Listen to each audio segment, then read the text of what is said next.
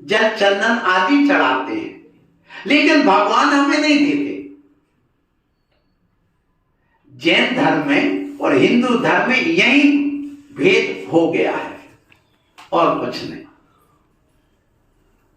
हम जैनी नास्तिकवादी नहीं हैं, हम हैं तो आस्तिकवादी हैं, लेकिन सिर्फ अंतर इतना है कि हम भगवान के कर्तृत्ववाद को स्वीकार नहीं करते। वैष्णव संप्रदाय में, जिसको हिंदू कहते हैं, वे भगवान के कर्तृत्ववाद को स्वीकार करते हैं। ब्रह्मा के बिना पत्ता नहीं हिलेगा। ब्रह्मा इस सृष्टि का रचनाकार है, विष्णु इसका रक्षक है और महेश इसका संहारक है, नाश करने वाला है। लेकिन जैन धर्म कहता ऐसा नहीं है। ये जो द्रव्य के अंदर तीन गुण हैं, उत्पाद, व्यय, द्रव्य, ये जो लक्षण है, इसके कारण से ये शब्द होते हैं। ब्रह्मा यानी उत्पाद, द्रव्य यानी विष्णु और व्ययकार महेश, ये तीन चीजें स्वीकार की गई हैं। अब यहां पर जो भगवान की पूजा करने आए आप, तो हमें अपने अंदर के गुणों को प्रकट करना है, और गुणों को प्रकट हम तभी कर सकते हैं जिन्होंने गुण को प्रकट कर लिया हो। उनको आदर्श मान करके हम चलेंगे तो हम अपने गुणों को भी प्रकट कर सकते हैं। जब आप कोई फैक्ट्री खोलते हो या कोई धंधा करते हो तो एक आदर्श ढूंढते हो कि भैया इन्होंने फैक्ट्री खोली, कैसी क्या चली और कैसी होती क्या होती है, तो अपन उसकी पूरी जानकारी दे करके फिर उसके बाद उस क्रिया को आगे बढ़ाते हैं। तो हम देखते हैं क्या हमें परमात्मा बनना, तो कोई परमात्मा बना के नहीं इस दुनिया में? बोले हाँ बने। कौन बने? भगवान महावीर स्वामी, भगवान आदिनाथ, 24 तीर्थंकर, ये भगवान बने। तो कैसे बने? बस उन्होंने अपने कर्मों का नाश करके और अंदर से अपनी आत्मा को प्रकट कर लिया है, अपने गुणों को प्रकट कर लिया, तो वो परमात्मा बन गए। तब वो गुण हमें भी प्रकट करना है।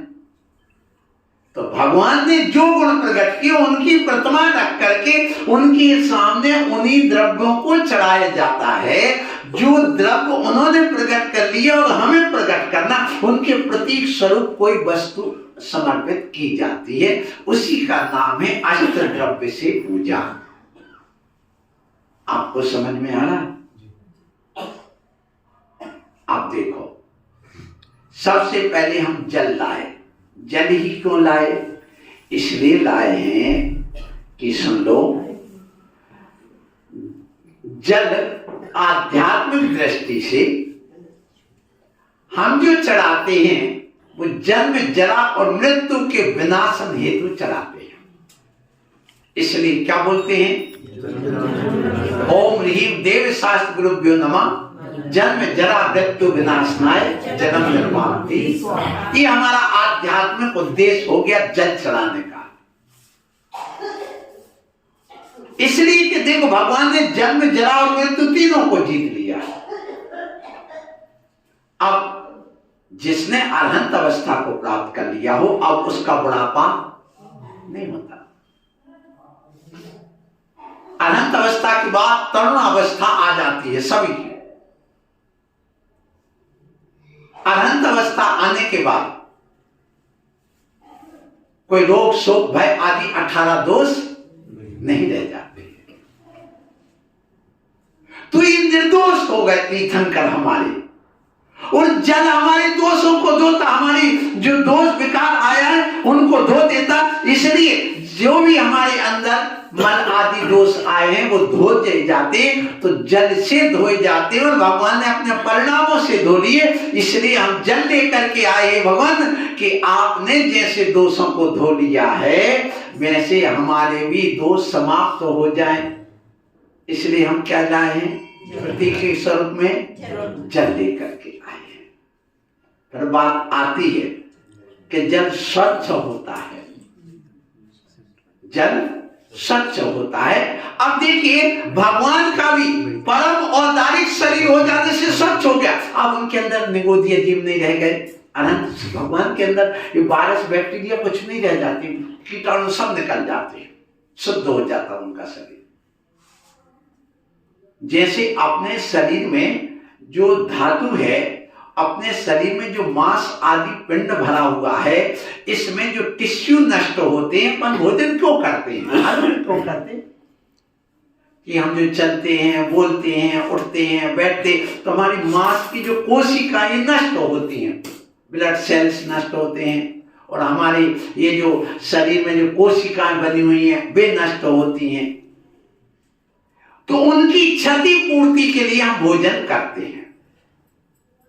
कभी कुछ नहीं बन जाए और कुछ आघात हो गया तो वो उनकी मरम्मत हो जाए, इसलिए नहीं करोगे भोजन तो ये नष्ट होकर के सीधे धीरे धीरे शरीर दुबला पतला होकर के पूरी कीटोन बॉडी समाप्त हो जाती है और फिर आदमी मर जाता है, उसके अंदर कोई ताकत नहीं रह जाती और वह अंतुगत प्राण उसके नष्ट। लेकिन तीर्थंकरों के शरीर में ये निगोदीय जीव नहीं होने के कारण से, स्वच्छ हो जाने के कारण उनको भोजन की जरूरत नहीं पड़ती, क्योंकि हमारे अंदर जो शरीर में वायरस बैक्टीरिया और जो उनमें प्रत्येक में जो एक एक अंश बैठा हुआ है जीवों का, वो इनका निष्कासित हो जाता, इसलिए इनकी कभी ना कीटोन बॉडी समाप्त होती है और ना उनके कोई टिश्यू नष्ट होते हैं। इसलिए हजारों वर्ष तक ये तीर्थंकर जीवित रह जाते, लेकिन बिना भोजन के उनकी मृत्यु नहीं होती।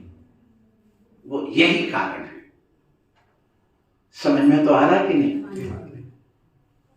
क्योंकि हमारे प्रवचन थोड़े अलग मिलेंगे आपको। हमें कथाएं नहीं आती, हमसे कहो कोई कथा सुना, हमें आती नहीं कथा, क्योंकि हमने कथाएं पढ़ी नहीं। आचार्य महाराज के वो सूत्र हमें याद है, हमेशा रहते, आगम पढ़ो, आगम पढ़ो, आगम पढ़ो। तो उसको पढ़ करके जो बात सामने निखर करके आती वो मैं आपके सामने रख रहा हूं। तो देखिए, भगवान का शरीर परम औदारिक हो गया, उनके शरीर में किसी प्रकार के विकार नहीं बचा, कीटाणु नहीं बचे, निगोदीय जीव निष्कासित हो गए, इसलिए हम उनके सामने ये जल लेकर के आते। भगवान, आपने इस स्वच्छता को प्राप्त कर लिया, हम भी स्वच्छ हो जाएं, इसलिए जलम निर्पाप्ति। फिर बात आती है, जल निर्मल होता, मल से रहित होता है, और आप भी पाप रूपी मल से समाप्त करके निर्मल हो चुके हैं। अनंत परमेष्टि कब बनते हैं?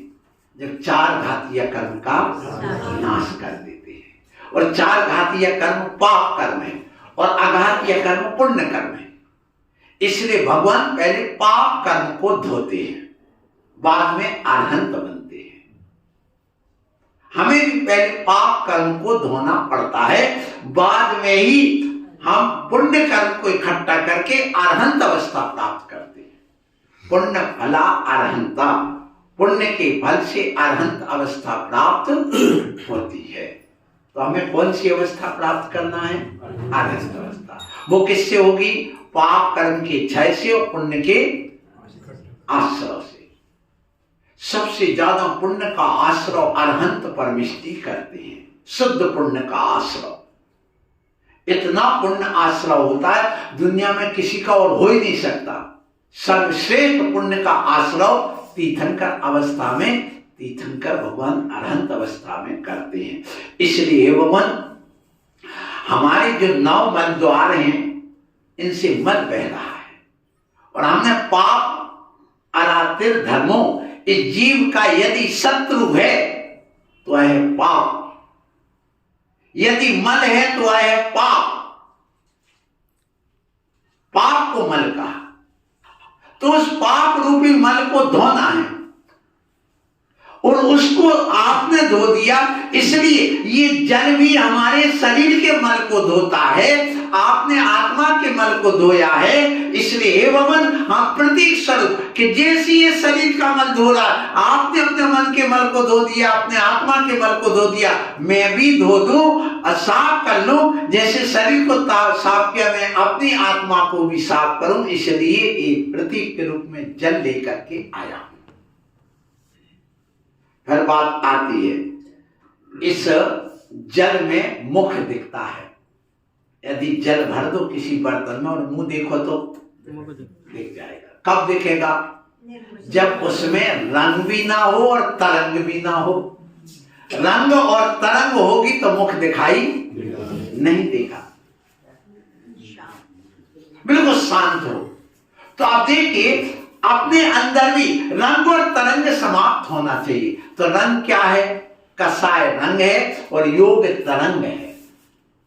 जब हम योग और कसाय से रहित होकर के बैठ जाते हैं तो हमारा अंतरंग झलकने लग जाता, दिखने लगता है। जैसे उस जल में रंग और तरंग ना हो तो मुंह दिखता है। इसलिए भगवान आपने केवल ज्ञान रूपी दर्पण को प्राप्त कर लिया है। आपके ज्ञान में सब कुछ झलक रहा है। जैसे इस जल में हमें अपना प्रतिबिंब झलक रहा है, ऐसे आपको लोकालोक तरंग राइट ना होने से झलक रहा उस केवल ज्ञान में। हम भी वह ज्ञान प्राप्त कर सके, इसलिए हम यहाँ पर इस जल लेकर के आपके चरणों में आए हैं। और बात आती है कि देखो जल ही जीवन है। क्या कहा? जल ही जीवन है। अब भगवान आपने शुद्ध चैतन्यमय जीवन को प्राप्त किया है, हम नहीं कर पाए अभी तक। तो ये जल जीवन है और आप ही मेरे जीवन हैं और आपके बिना मैं नहीं रह सकता हूं। मेरी दशा वैसी है जैसे जल के बिना मछली की। आप लोग पढ़ते ना, तुम बिन में व्याकुल भयो जैसे जल बिन मीन, जल में जरा ही हरो करो मोहे स्वाधीन। मतलब अभी हम पराधीन है, स्वाधीन नहीं। और जल के बिना मैं वैसे भटकता रहा, तड़पता रहा जैसे मछली तड़पती है। आप लोग बच्चों को पढ़ाते हैं, क्या पढ़ाते हैं? मछली जल की रानी है, जीवन उसका पानी है। हाथ लगाओ डर जाती है, बाहर निकालो मर जाती है। बस वैसे ही हम बालक हैं भगवान, आपके चरणों में आए हैं और तुम्हारे बिना मैं रह नहीं सकता। ये डर तभी समाप्त होगा जब आपके इस ज्ञान रूपी इस जल में हम डूबे रहेंगे और निकल जाएंगे तो हम डर जाएंगे और फिर मर भी जाएंगे। अर्थात एक श्वास में 18 बार जन्म मरण हमारा होता रहेगा। यदि इसको मिटने वाले हैं तो आप हैं, इसलिए हम ये जल लेकर के आए हैं। और हे भगवान आप इस जल को हम नहीं समझ पा रहे, अर्थात इस धर्म को नहीं समझ पा रहे। जैसे मछली जब तक पानी में रहती है तब तक उसको पानी की कीमत समझ में नहीं आती, और जैसे पानी से निकाल दो तो समझ में आती है कि जल की कीमत क्या है। ऐसे ही बंधुओं आप लोगों से कहूंगा, आपको इस जैन धर्म की और इस मानव पर्याय की कीमत अभी समझ में नहीं आ रही। जब यह जीव आत्मा नरकों में निगोद आदि त्रियंच आदि गतियों में जाती है तब इसको अकल में आती है कि इसकी कीमत मनुष्य पर्याय की कितनी थी। तो मैं आप लोगों से यही कहूंगा, आप लोग यहाँ पर आए हैं और आकर के उपदेश सुन रहे हैं, इसलिए हे भगवान आप पवित्र हैं, यह जल भी पवित्र है। इसलिए आप क्या पढ़ते हैं? प्रभु पतित पावन मैं अपावन चरण आयो शरण। हे भगवान आप परम पवित्र और हम अपवित्र हैं, इसलिए ये जल से शुद्धि होती, पवित्रता आती है। आप लोग कहते भैया शुद्धि कर लो, हाँ पवित्र हैं, हाँ पवित्र हैं, शुद्ध हैं, शुद्ध हो गया। तो ये उसका भी प्रतीक है। तो आप भी पवित्र हो चुके, हम भी पवित्र हो जाए, इसलिए हम क्या लाए हैं? जल। आप चढ़ाते तो हैं लेकिन जानते नहीं कि हम क्यों चढ़ाते हैं। लेकिन आज एक जल को लेकर के बात हुई। अब मैं करूंगा कि देखो अब चंदन क्यों चढ़ाते हैं। दूसरा आ गया, चंदन चढ़ाने का उद्देश्य क्या है, तो सुनो। देखो चंदन का तिलक भी किया जाता है, चंदन शोभा के युक्त भी होता है, शीतल होता है, और चंदन संसार ताप का विनाशक होता है। चंदन अनंत कई गुणों से सहित होता है। चंदन में, उस पेड़ में सांप भी लिपटे रहे तो भी उसको कोई अंतर नहीं पड़ता, वो जहर नहीं चढ़ता है। इसलिए हे भगवान, आपके पास हम जैसे व्यसनी, रागी, द्वेषी, मोही, कसाई लोग भी आपसे चिपक जाएं तो आपके ऊपर हमारा राग चढ़ने वाला नहीं, क्योंकि आप वीतरागी हैं। इसलिए चंदन विश्व व्यापे नहीं, लिपटे रहे भजन में। इसलिए हम क्या लेके आए हैं, चंदन। वह सांप उस चंदन से लिपट करके शीतलता पाता है, सुगंध पाता, आनंद पाता है। उसी प्रकार हे भगवान, हम आपके चरणों में आकर के आपकी वाणी को सुनकर, आपके दर्शन करके हम अपने आप को शीतलता महसूस करते, हम अपने आप में आनंद महसूस करते हैं। इसलिए मैं क्या लेकर के आया हूं, जल लेकर के आया, सॉरी चंदन लेकर के आया हूं। फिर यह चंदन सुगंधित है और भगवान का शरीर भी सुगंधित होता है। इसलिए प्रतीक के रूप में भगवान आपके गुणों से मिलता है। इसलिए हे भगवान, ये चंदन औषधि का काम करते। किसी को पेट में दाह पड़ रही हो, किसी को अल्सर हो रहे हो, तो आप एक लकड़ी लाओ चंदन की ओरिजिनल, और उसको तांबे के बर्तन में जल भर करके चंदन की लकड़ी डाल दो ऐसे, और रखा रहने दो कम से कम 12 घंटे तक। फिर उस जल को छान करके आप पीजिए। आपके पेट के अल्सर, पेट की दाह और पेट के कोई बैक्टीरिया वगैरह होंगे, वो सब निष्कासित हो जाएंगे, आप स्वस्थ हो जाएंगे। और उस चंदन को घिस करके और थोड़ी लौंग और उसमें थोड़ा सा पेपरमेंट मिला दो, कपूर मिला दो, और उसको घिस दो चंदन को, और माथे पे लेप लगा दो। कितना भी सिर दर्द हो रहा हो वह दर्द ठीक हो जाता है।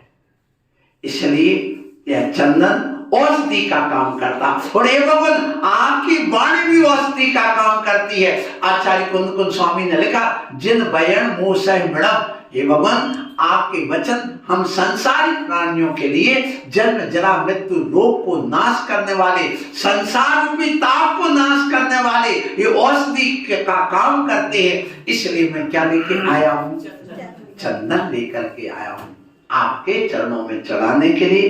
हे भगवान, आप मुझे इस संसार ताप से तार दो और हमारे लिए यह जो तकलीफ है उसको दूर कर दो। ऐसा सोच करके चंदन लेकर के आता है, चढ़ाता है। आप लोग चौके में चंदन की जगह क्या रख देते हो, हल्दी डाल देते। अब देखो, हल्दी तो गर्म होती है और चंदन शीतल होता है, दोनों में अंतर। केसर भी गर्म होती है और चंदन शीतल होता है। इसलिए चंदन की जगह ही प्रयोग करना चाहिए, उसका अपना महत्व है। फिर इसके बाद में देखिए, चंदन शीतल होता है, तो वह भी भगवान आपकी वाणी भी शीतल है।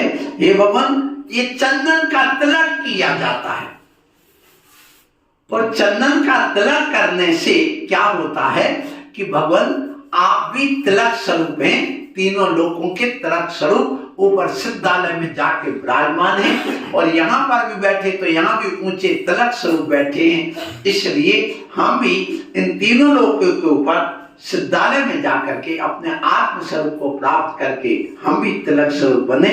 और इसलिए मैं आपके सामने यह चंदन लेकर के आया हूं भगवान आपके चरणों में चढ़ाने।